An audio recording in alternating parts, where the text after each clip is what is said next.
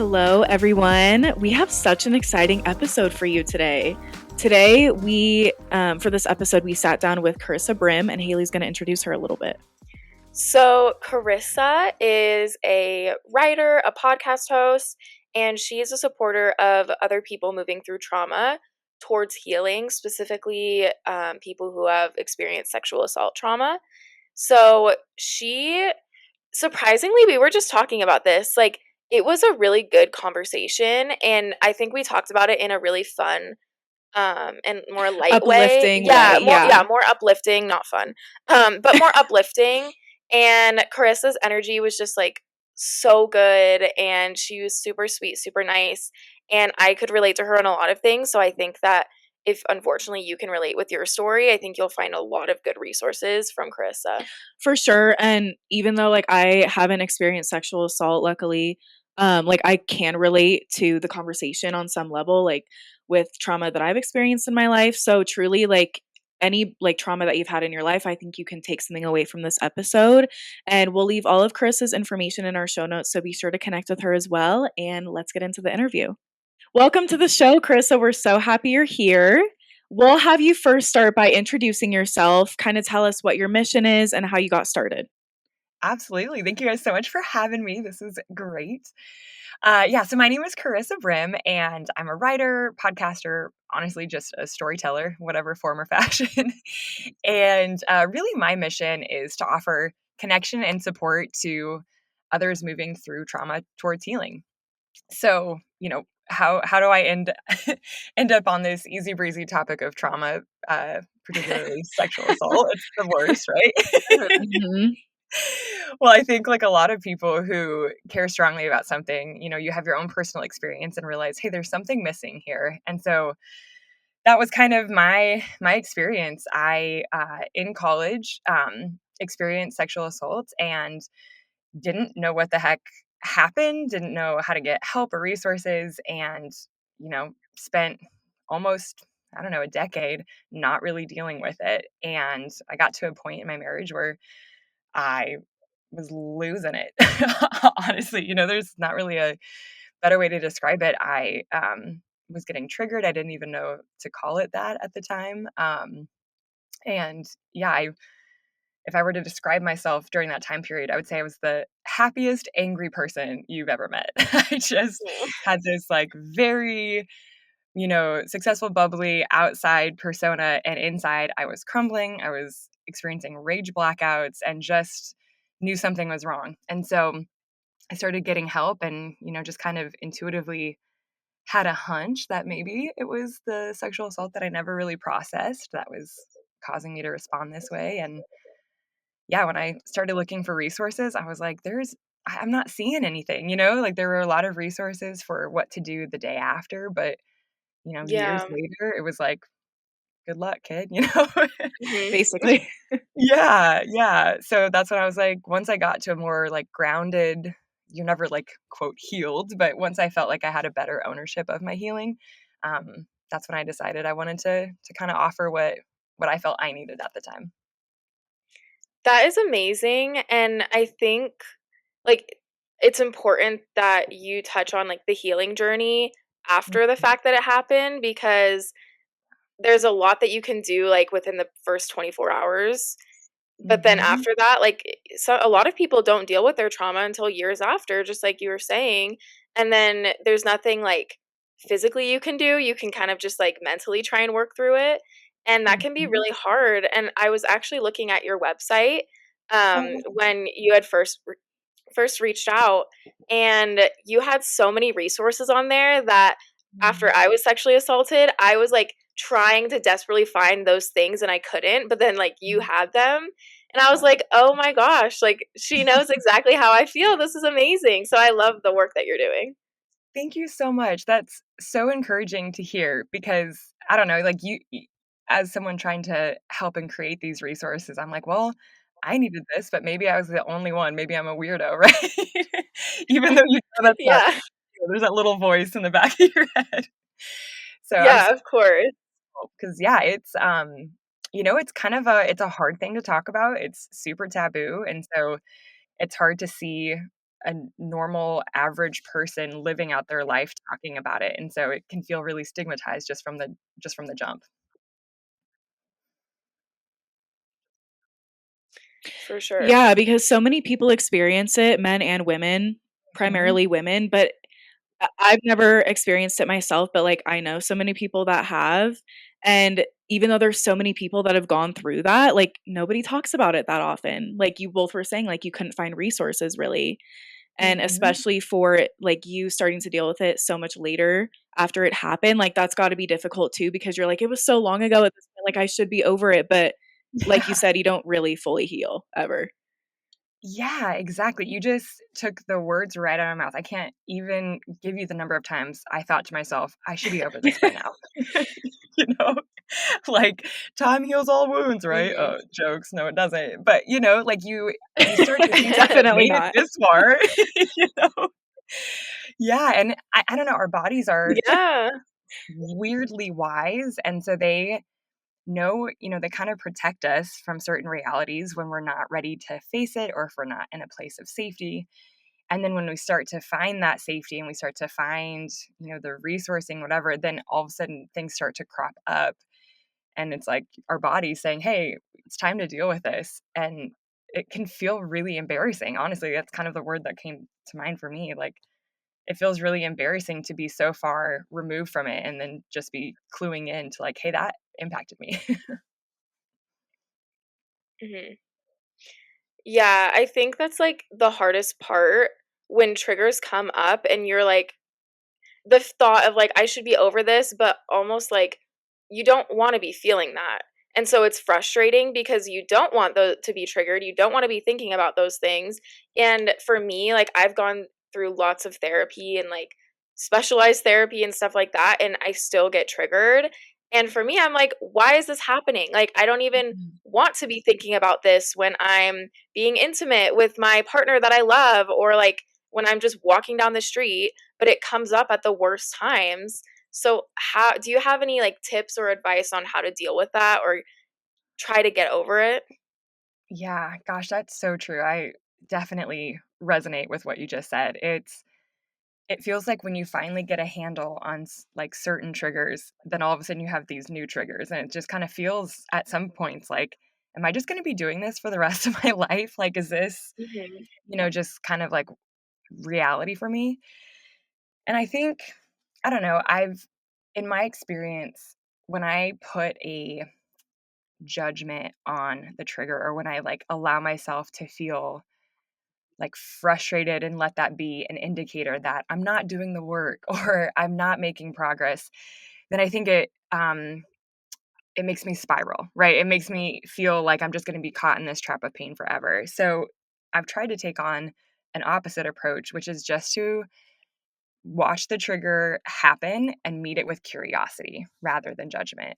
So when I get triggered, to be curious about like, okay, what is it this time that like really came up for me? What's kind of nuanced in this situation or what's different about how I'm responding? Because, if I looked at how I responded to certain triggers a year ago, it's actually really different than how I'm responding now. So I'm still having a reaction, but there is sign of growth, like there is sign of, you know, increased groundedness, and it's hard to see that when you're dealing with it on the day to day.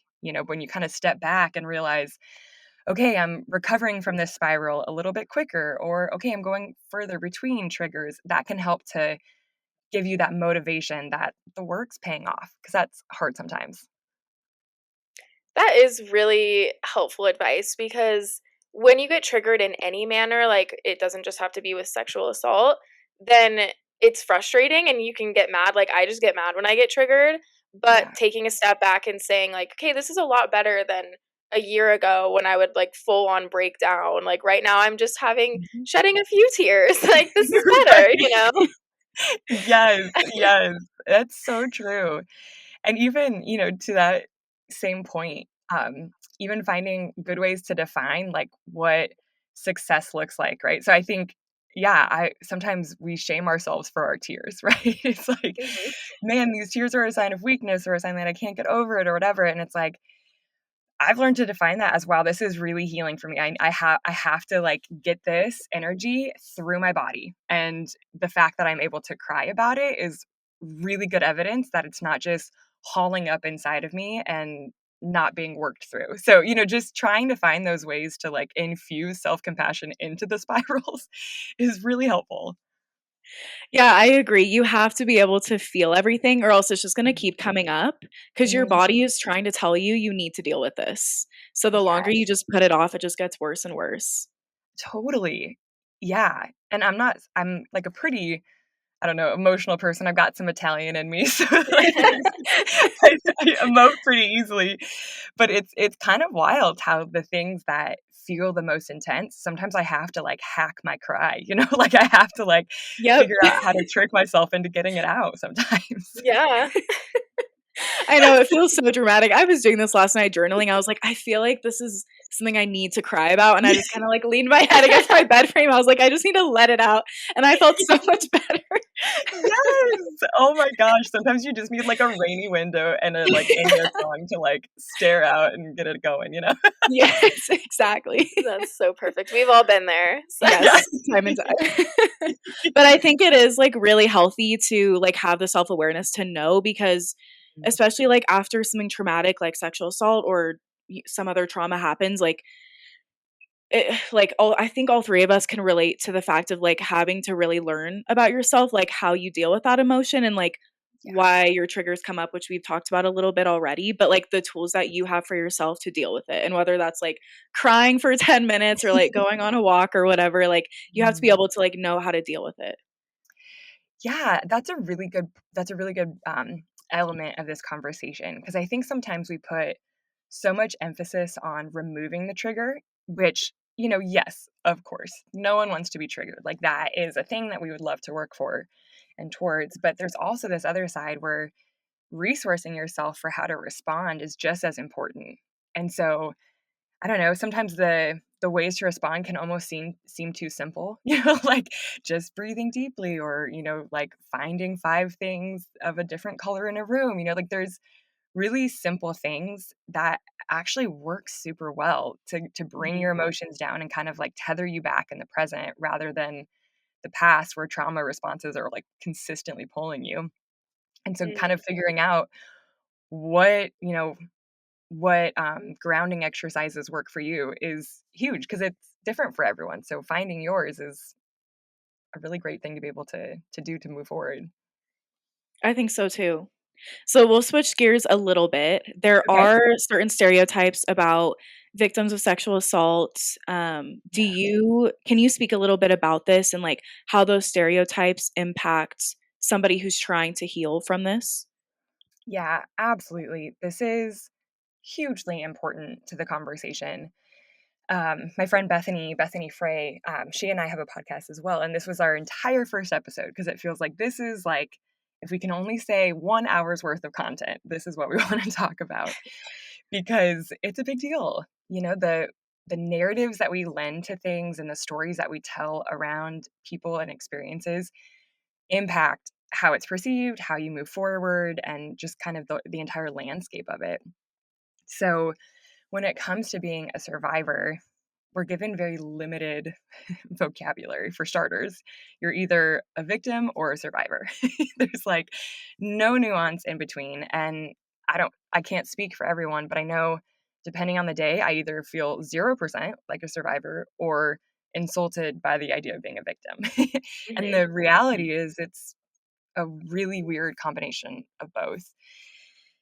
Similarly with stereotypes, I think the media, TV shows, whatever, I think we're getting a little bit more nuance when it comes to showing visually what it looks like to be a survivor. But gosh, even like 5 years ago, I feel like the narratives where you were either this like weird, sullen goth who, was just like angry, or this really promiscuous kind of like power suit who is destroying her own life and flipping about her relationships. Mhm. And so, whether there's obviously more stereotypes that play in, but those are kind of like the visuals that I at least absorbed. And so when I was going through the process of naming my assaults, like coming to terms with what happened, I didn't feel like I fit into any of these stereotypes. And so I started to question if what happened to me was even what happened to me. Mm. It's kind of like if you're going to the doctor to get help, if your symptoms don't seem to match, the symptoms for a specific disease, then you can't get that diagnosis and then you can't get that medicine. Mhm. So I think similarly with stereotypes, like when you absorb that you're supposed to look a certain way and then you don't, you start to disqualify yourself from the healing that's available. That is really interesting and something that I've never really thought about, but I Mhm. can definitely relate. I can relate to it, and I didn't even know, like, that this is what it was relating to, because I had similar feelings of, like, looking at, like, examples in the media, or just, like, we hear, like, rape and we think Mhm. of, like, one big thing, Yes. but, like, my therapist, like, I was like, "Oh, yeah, I was sexually assaulted," and, like, she had to work me through, like, "What happened to you was rape." Yeah. Like, and so, Mhm. like, I think that there's a lot of things after it happens to you that can cause you to question, and I went through that too of, like, "Okay, if it didn't look like what I'm seeing here, Mhm. did that even happen? Like, am I making it bigger in my head?" And then I would, like, Mhm. question myself all the time, especially when, like, I went to the police and, like, nothing happened after that. So, like, in my mind, I was like, "Well, what did it even happen? Like, Yeah. was it worth going through all of this because nobody's believing me anyways?" And so I Mhm. feel like that kind of relates to, like, seeing examples in the media and just in, like, in general, we see all these examples, and when you don't fit into that box, it makes Mhm. it really hard and you can question yourself. Well, and I think Absolutely. that's why it's so important that, like, you guys, for example, are, like, sharing your stories because, like, you're not in the media, you're not in Hollywood, like, you guys are, like, normal women that are living their lives, and so sharing examples of, like, how you can, like, heal and how your life can look after, like, in a positive way, I think is really great, and it's important to share your own personal experiences. Absolutely. Because there's like my brain goes two places in response to what you both said. I think first is if we're just going to be completely blunt and honest, I think sometimes there's a stereotype that survivors are going to be weird, that they're going to be Mm. reckless with sharing their story, that they're going to share too much, too fast, and make it weird for everyone. And listen, that's the case for any experience in life. Like, you're going to Mhm. find people who overshare. Right. Yeah. But the more that we keep our stories to ourselves and we keep it in the shadows and we don't talk about it, the more we reinforce this really unfair stereotype. Because there are so many of us, like looking at you women included, like who are successful, grounded people making a change in this world who have also had this experience. And so the more that we can see representation that, like you said, looks quote normal. I mean, I'm a weirdo, but We you all guys just are pretty normal. we all are to some degree. Yeah, yeah. So the more we can like infuse humanity into it, the less these stereotypes keep it hidden, you know? Mhm. And then to what you said, Haley, man, I think you've touched on a really important piece, which is the the stereotypes about the act itself. I think we're given like some very like Taken, like is a movie, right? Where like you see Yeah. these like dramatic scenes play out, and I'm not here to say that that's not a reality. Unfortunately, like those situations do occur, but there are a lot of other types of sexual assault and rape that are a lot more nuanced. They look a lot less like rape at the beginning than you think it's gonna, and I think that that's when we don't talk about that reality, I think we set women, men too, but like for this purpose of this conversation and sharing from my experience, I think we set ourselves up for um, being placed in dangerous situations that we don't realize are dangerous until too far in because we're looking for red, red flags that are we think they're going to be a lot bigger than they actually are. Mhm. Mhm. Yeah, like a common one, like cover your drink when you go out so that you don't get Mhm, drugged. And like mhm, I know that a lot of sexual assault and rape happens from people that you know. And so like a lot of times you're not looking for that the big Mhm. red flag because you don't think it's there. Yeah. But in reality, it can happen in like with very intimate people or very in very close quarters with you. And so I Mhm. think that's really important what you said. Like sharing our stories and talking about these things make it so that those things are more of a reality to people and not just the big things that we all know or think about. Yeah, exactly. It's a two-prong it has a two-prong impact. One is it helps protect, you know, ourselves in the future, but also, like you were saying earlier, for the women who've already experienced it, it helps you, like, hold on to what you know is true about what happened to you Mhm. without having to, like, wade through the, like, "Oh, it wasn't as bad as this, so did it even happen?" You know? Yeah. Yeah. Yeah, I think that's so important, and I really appreciate you bringing that up because that's a big thing that I struggled with, and I know that other people struggle with as well, of, like, thinking even now, like, questioning myself, like, "Oh, was it really that bad?" And then I have to ground myself and be like, "Yeah, what happened was really traumatic and terrible, and it really Yes! changed your life." So, like but even now, Mhm. like, it's easy to go there and think about that. So, I think that's really important that you touched on that, and I appreciate it. Yeah, absolutely. It's true, it's a thing. Yeah. So, do you have any advice like for healing, especially because I think there is a lot of resources out there on Mm. what to do like after you're sexually assaulted. So, do you have any advice for healing in the long term or any hope you can offer for people who are going through it and are like really not able to see the light at the end of the tunnel? Yeah. Gosh, I wish there was, like, a magic phrase. I wish I had, like, the one thing. I think what is so hard about just trauma in general is it literally rewires your DNA. Like, the way that your nervous system responds to life is different, you know? And this is not, like, pun intended, this isn't a sexy answer because it's just, like, not cool, but, like, I really think you have to grieve it, Like, just it's so hard to look at what happened, say exactly what it is, say exactly, like, what it took from you, and, let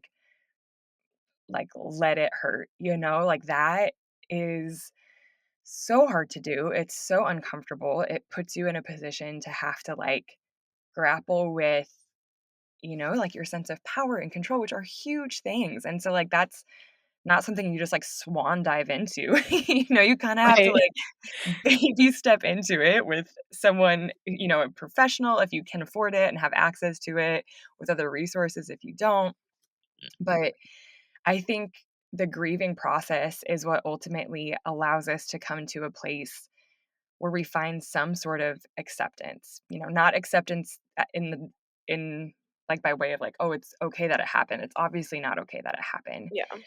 But I think that helps to restore a little bit of peace moving forward as you continue to deal with it. I think going along with that, this is something my therapist told me that goes hand in hand with that, and it was really helpful to me because at first, for like a year after, I didn't grieve it. Like I just went through the motions. I like immediately stepped into activism and just like tried to bring awareness to it, and I Yeah. didn't just grieve about it.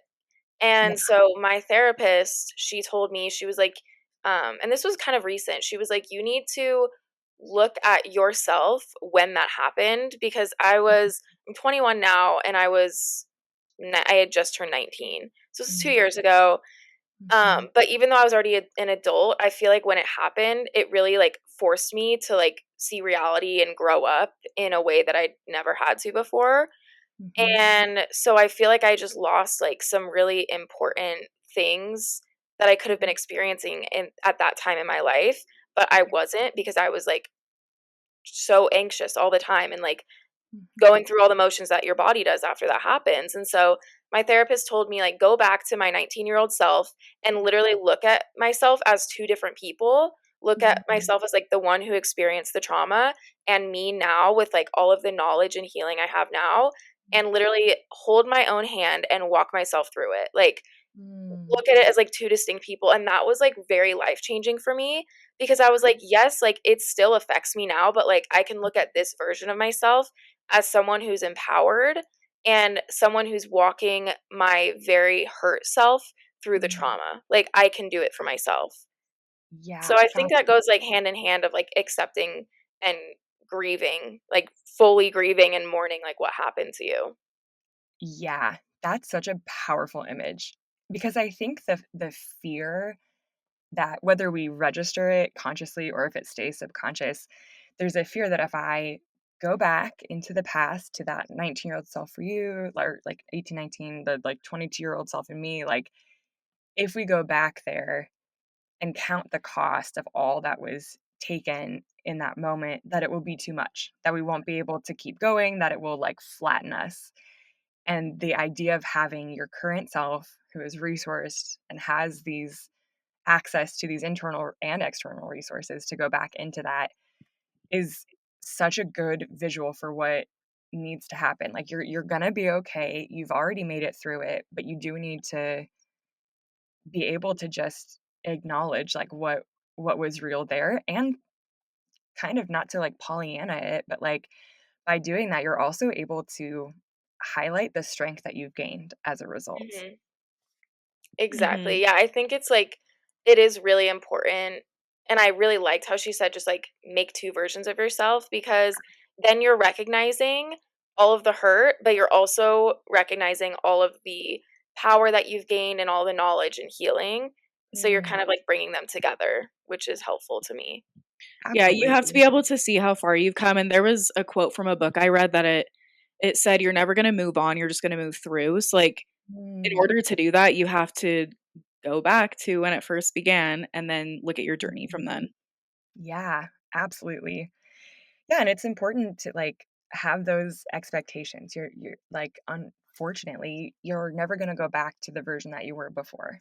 And like the longer that you hold on to that either spoken or unspoken hope, the more pain and suffering you create for yourself when you set the expectation that you're, like you said, moving through it and becoming a new version of you, and that there are elements of trauma growth, which is a thing that like not a lot of people talk about. Like when you can start to look for and adopt that trauma growth, that makes it a little bit easier to to do the hard digging up work. Mhm. Mhm. I've never heard that term before, trauma growth. Could you talk about it a little bit? Yeah, absolutely. Oh man, for someone who like tends to be like positive Polly, I really latch on to this idea of trauma growth. Because it's like, I would say it's like the version of what doesn't kill you makes you stronger, which, oh my gosh, I don't Okay. wanna get stronger, like I am fine, thanks, you know? Right. So it's kind of like that sort of idea, but with some science behind it. So when you experience trauma, you go through it with your body and you figure out how to like come out of it, and you figure out how to resource yourself, you figure out how to move forward, how to reclaim parts of your life, you figure out how to navigate triggers, and how to um like take self-care to a whole new level, right? Like there's a lot of work that it takes internally to kind of figure out how to operate at a baseline level with everyone else. And once you're able to do that, you've exercised these muscles that others just simply either haven't or haven't yet, right? Like who's to Mhm. say trauma comes for most of us, unfortunately. But by doing that, you end up with certain aspects and qualities that can be applied to other areas of life outside of just your trauma and triggers. And so that's kind of my understanding of trauma growth. You've developed a new muscle as a result of all of it. That's really cool. I like that because it is a positive spin on like you Mhm. can't change what happened to you, but now you're stronger for it. So Right. a Yeah. little better. A Yeah. little more positive. Yeah. Right. Well, do you have any more tips, advice, or resources that you want to share with our listeners before we end? Sure. Yeah, I think if I would just like sum it all up, like what is my biggest takeaway, and if I like caught you in an elevator and somehow we like accidentally started talking about trauma 30 seconds. Like let me off that elevator, honestly. Oh my god.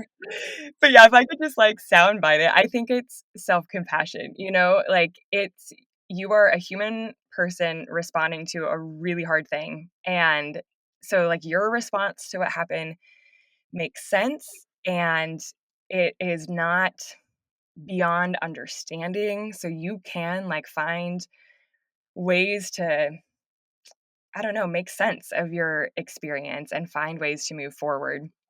And everyone responds a little bit differently, but there are some really common attributes. And so when you're able to kind of notice your own patterns and kind of pick out like, oh, this is how I respond, that's really helpful for finding resources for that specific response. So Mhm. speaking of resources, I yeah, on my website have a quiz that I have found super helpful and others have as well.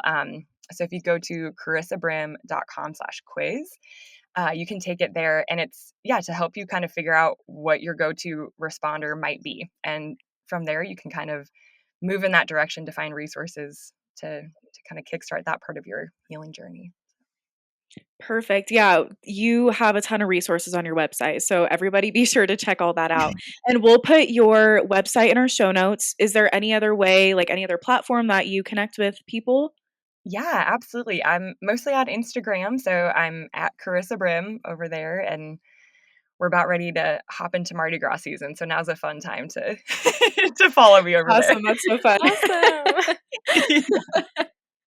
Well, yes, be sure for all of our listeners to go check out Carissa's website because I found so many things that were really helpful. So definitely go check that out. It'll be in the show notes. And then feel free to connect with Carissa on Instagram. Awesome. Thank you Thanks, so guys. much for being on the show. Absolutely. Thanks for having me. I really enjoyed this conversation, I Me did too. too. which is kind of weird, right? It's a hard thing to talk about. It is. Yes.